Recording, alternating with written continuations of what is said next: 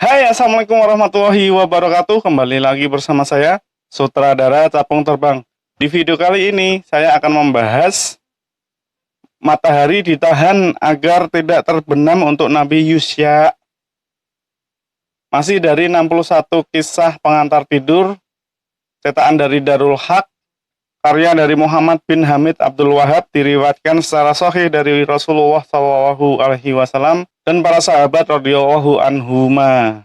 Di channel ini, channel yang membahas trik dan kehidupan sehari-hari ala sutradara capung terbang, serta konten membaca buku syar'i untuk menambah pengetahuan ilmu agama Islam kita agar dapat diterapkan di kehidupan sehari-hari dan serta dapat bermanfaat baik di dunia maupun di akhirat kelak. Amin. Maka jangan lupa dukung channel ini dengan cara like, comment, subscribe, dan share video ini agar bermanfaat juga untuk orang lain.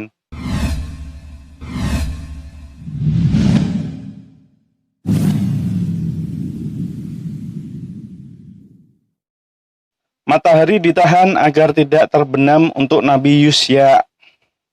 Dari Abu Hurairah radhiyallahu anhu bahwa Rasulullah SAW bersabda, ada seorang nabi dari nabi-nabi Allah yang pergi berperang. Maka beliau berkata kepada umatnya, tidak boleh ikut bersamaku dalam peperangan ini seorang laki-laki yang melangsungkan akad nikah dan seorang perempuan, tetapi dia belum menggaulinya dan akan menggaulinya. Juga tidak boleh ikut bersamaku orang yang telah membeli kambing atau unta bunting yang ia tunggu kelahiran anaknya. Maka berangkatlah Nabi tersebut untuk berjihad. Ketika asar hampir tiba, rombongan tersebut telah sampai di desa atau dekat dengan yang dituju. Nabi tersebut memerintahkan kepada matahari, wahai matahari, engkau tunduk kepada perintah Allah dan aku pun juga demikian. Ya Allah, tahanlah matahari itu sejenak agar tidak terbenam. Maka Allah menahan matahari itu hingga Allah menaklukkan daerah tersebut. Setelah itu, bala tentaranya mengumpulkan semua harta rampasannya di sebuah tempat. Kemudian ada api yang menyambar tetapi tidak membakarnya. Maka Nabi itu berkata, di antara kalian ada yang berkhianat, masih menyimpan sebagian dari harta rampasan. Aku harap dari setiap kabilah ada orang yang bersumpah. Ketika sampai pada suatu kabilah, tangan Nabi tersebut lengket di tangan seorang laki-laki. Kemudian Nabi berkata, di antara kabilah kalian ada yang berkhianat. Aku minta semua orang dari kabilahmu untuk bersumpah. Satu persatu mereka disumpah. Ketika sampai di salah 2 atau 3 orang dari anggota kabilah tersebut,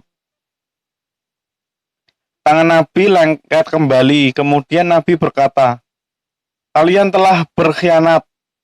Lalu mereka pun mengeluarkan emas sebesar kepala sapi.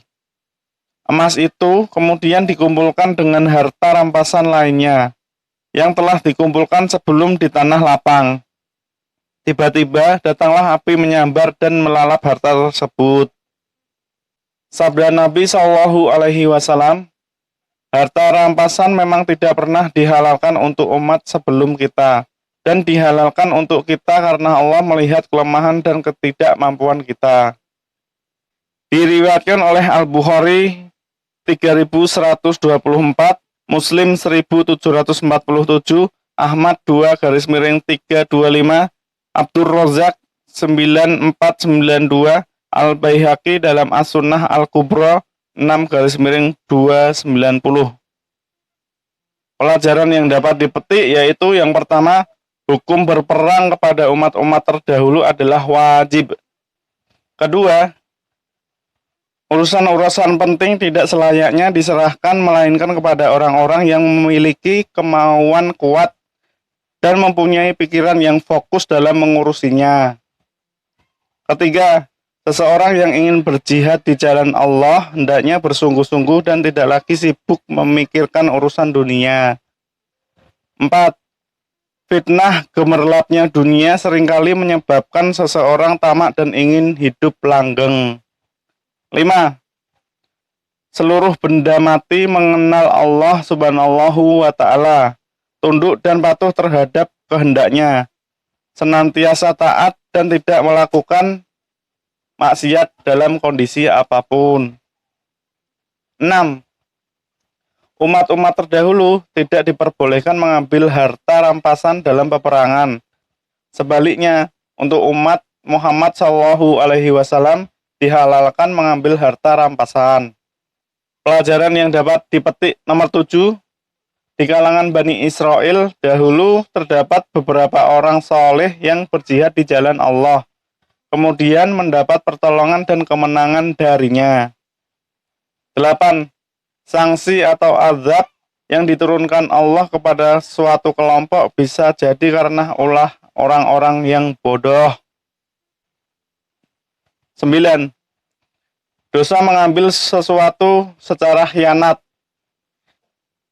Tidak mungkin api tersebut membakar harta rampasan jika ada seseorang yang berkhianat.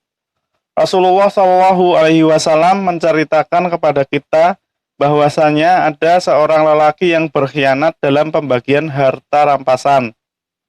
Kemudian setelah ia mati, di dalam kuburnya ia dilahap api, dan bahwasanya orang yang berkhianat dalam urusan rampasan perang, maka pada hari kiamat ia akan datang membawa apa yang dikhianatkan itu di atas punggungnya. Pelajaran yang dapat dipetik nomor 10. Allah Subhanahu wa Ta'ala berbuat sesuai apa yang Dia kehendaki, sebagaimana memutuskan hukum sesuai dengan kehendaknya. Hukum-hukum ilahiyah tidak mungkin dirasuki oleh campur tangan manusia. Terkadang ada hukum Allah yang akal manusia tidak mampu mengetahui hakikatnya. Terhadap hal-hal yang demikian ini, hendaknya seorang muslim mengimaninya dan menyerahkan urusan kepada Allah yang Maha mengatur alam. Api yang diturunkan Allah dari langit kemudian membakar harta rampasan nampaknya tidak bisa dicerna akal, dan seolah-olah tidak memberikan manfaat apapun menurut jangkauan pikiran kita yang pendek. Yang dapat diterima akal kita yang demikian itu hanya merupakan usaha untuk memusnahkan harta. Akan tetapi Allah Subhanahu wa Ta'ala mempunyai maksud yang akal kita tidak dapat mengetahuinya. Oleh karena itu, terhadap hal yang demikian ini, kita tidak diperbolehkan mencercanya. Juga tidak perlu mereka-reka dan memaksakan akal untuk mencari tahu, sebab itu semua merupakan rahasia Allah Subhanahu wa Ta'ala.